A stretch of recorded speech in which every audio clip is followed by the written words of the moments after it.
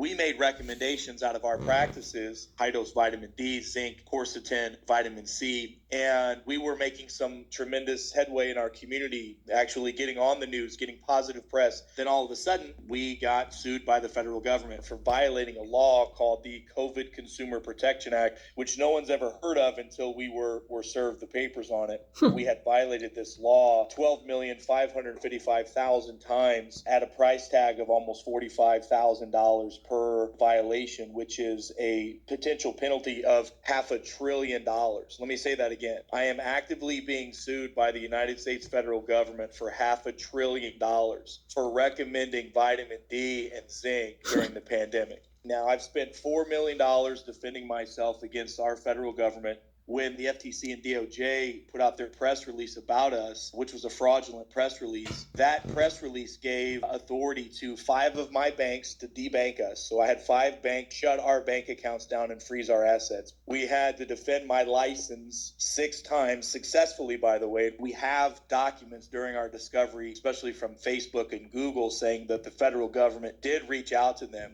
in order to shut down our social media platforms. We were reaching about 10 to 15 million people per week. The latest study that came out November the 12th, the researchers said that if politicians and doctors would have talked about the benefits of vitamin D during the year 2020, we could have prevented 4 million cases of COVID in America alone and prevented 116,000 unnecessary deaths. So when we showed that to the federal government, they got extremely concerned that we were going to make all of this public. The government's only tactic in situations like this is to try to bankrupt the individuals involved. Now, the only one expert witness the government has, through a private investigator, we found out that this expert witness took a $9 million grant from the Bill and Melinda Gates Foundation from Gavi to make COVID shots in 2020. When we told the federal government all of this, that they violated the Administrative Procedural Act, that they violated my civil rights, they said, look, we've drawn our sword against Dr. Naputi as the first doctor in the COVID Consumer Protection Act, and we're not putting our sword away until there's blood on it.